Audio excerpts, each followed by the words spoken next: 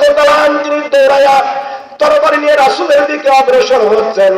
হযরত আলী রাদিয়াল্লাহু তাআলা বলেন, হুজুর আপনি আমাকে হুকুম দেন, আমি ওমরকে পৃথিবীর জমিন থেকে বিদায় করে দিতে চাই, কারণ তিনি তরবারি নিয়ে আপনার দিকে আসে, কোনো অঘটন তিনি ঘটাইতে পারেন। আমার রাসূল বললেন, আলী রে, গরম হইও না, গরম হইও না, ঠান্ডা হও, চুপচাপ বসে থাকো, দেখো ওমর কি করে। জোরে পড়ি সুবহানাল্লাহ। এখন আমি প্রশ্ন করতে চাই, যারা বলেন যে আমার রাসূল জানে না, অনেকে বলে জানে না, কি জানে না? তিনি মানে কি হবে এটা জানেন না, এটা যারা বলেন, তাহলে তারা ওমরের ব্যাপারে রাসূল কেন বললেন যে আসতে দাও, আসো দেখো ওমর তরবারি নিয়ে দৌড়ায় কি করে? রাসূল জানেন না?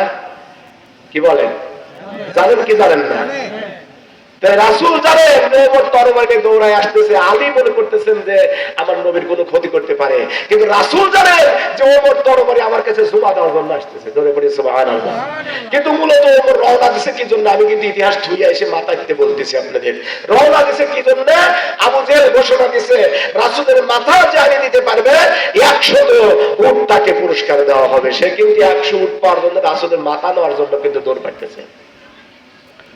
তো ওমর যাচ্ছে রাসূলের মাথা নেওয়ার জন্য, আর নবী জানেন ওমর আমার কাছে তরবারি জমা দেওয়ার জন্য আসতেছে। জোরে বলি সুবহানাল্লাহ।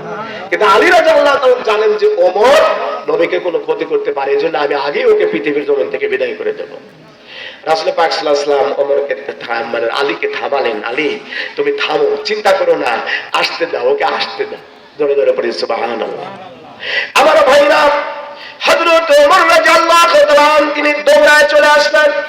আসার সঙ্গে সঙ্গে দয়ার নবীর কদমে তরবারিখানা জমা করে দিলেন।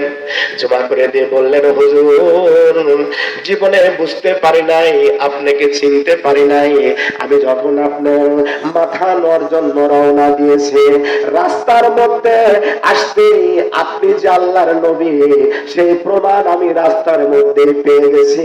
অতএব আমি ইসলাম গ্রহণ করব এই সিদ্ধান্ত মধ্য রাস্তার থেকেই আমার হয়ে গেছে। জোরে জোরে পড়ি সুবহানাল্লাহ। ভাইরা আমার, ওমর রাদিয়াল্লাহু তাআলা মধ্য রাস্তার থেকে ইসলাম গ্রহণ করবে, রাসূলের কদমে তরবারি জমা দিবে, এই কথা আমার দয়ার নবী আগেই জেনে গেছে। জোরে বলেন কথা ঠিক কিনা? ইয়া রাসূলুল্লাহ, ইয়া হাবিবাল্লাহ, ইয়া রাসূলুল্লাহ,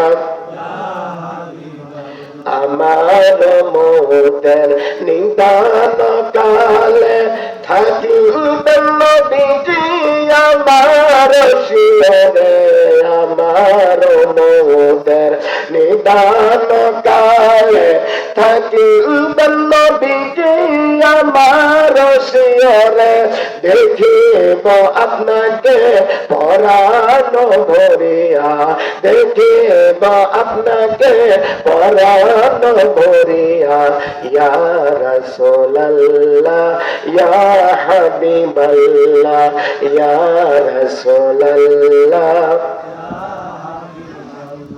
আমরা ভাইরা, এবার হযরত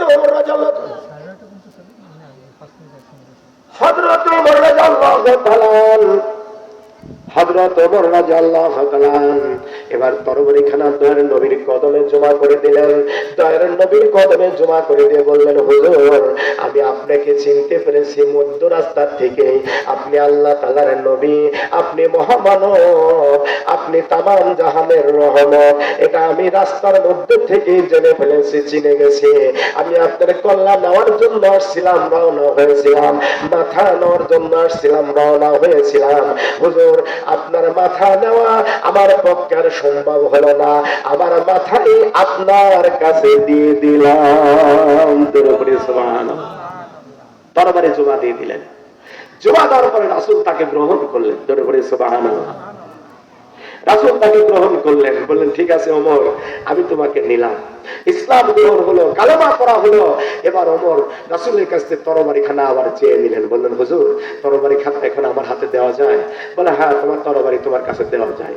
এবার তরবারিখানা হযরত ওমর রাদিয়াল্লাহু আনহু হাতে তুলে দিলেন। ওমর তরবারি নিয়ে আবার তার পূর্বের রূপে দাঁড়িয়ে গেলেন। তিনি তো বীর ছিলেন, যুবক ছিল, বীর ছিল। ওই মাক্কার মানে বড় ধরনের বীর ছিল ওমর, আবু জেহেলের ক্যাডার ছিল, সর্বোচ্চ ক্যাডার, সেই ক্যাডার হারায় ফেলাইছে। কথা ঠিক না? সর্বোচ্চ ক্যাডার, যার কথা শুনলে ভয় পাইতো মানুষ। আমাদের দেশে থাকতো ঢাকায় কত কত কত করে কানা অমক, তারপরে অমক তমক, এই সব নাম শুনলে ঢাকা ভয় পায়, সারা বাংলাদেশ কাঁপায়। এরকম ছিল অমর, মানে তার কথা শুনলে মানুষ ভয়ে পেয়ে গেছে।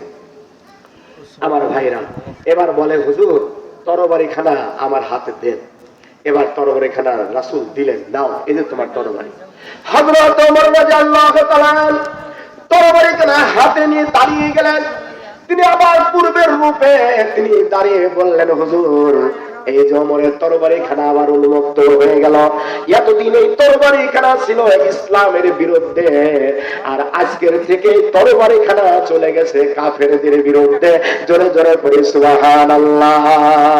হযরত ওমর রাদিয়াল্লাহু তাআলা বলেন, হুজুর এতদিন এই তরবারি ব্যবহার হয়েছে ইসলামের বিরুদ্ধে, আজ থেকে এখন থেকে এই তরবারি ব্যবহার হবে কাফেরদের বিরুদ্ধে। হুজুর আমরা যে বন্দেগী করব, আপনি যে নামাজ পড়বেন, আমরা যে নামাজ পড়বো, ওই আজান তো গোপনে হতো আমি জানি। আজ থেকে এখন থেকে যেই নামাজের রক্ত শুরু হয়ে যাবে, পাহাড়ের উপরে দাঁড়াইয়া জোরে জোরে আজান হবে, এই আজানের ধ্বনি সকল জায়গায় পৌঁছে যাবে, প্রকাশ্যে নামাজ হবে, প্রকাশ্যে বন্দেগী হবে। কার ক্ষমতা আছে আমি দেখতে চাই, ওমরের তরবারির সামনে এসে দাঁড়াইতে পারে। আমার ভাইরা এই ওমর রাদিয়াল্লাহু তাআলার অনেক ওয়াজ রয়েছে, যেহেতু আজকে ওয়াজ করব না, আগেই বলেছি শরীরটা ভালো না, এরপরেও আমার টাইমও শেষ হয়ে গেছে। জোরে জোরে পড়ি আলহামদুলিল্লাহ। আমার ভাইরা তো যা হোক, এই জন্য বলা হয়েছিল যে ওমরকে যদি কোনো আপনার হলো নবী দেওয়া হতো তো ওমরকে দেওয়া হতো, যেহেতু রাসূলের পরে আর কোনো নবী নাই, এজন্য এটা সম্ভব না, এটা পাবে না। তিনি ছিলেন একজন বড় রাষ্ট্রনায়ক। যাক, আল্লাহ তাআলা আমাদের সকলকে ভালো রাখুন। মাহফিল আল্লাহ তাআলা রহমত বরকত দিন। আমি আমার আলোচনা এখানে শেষ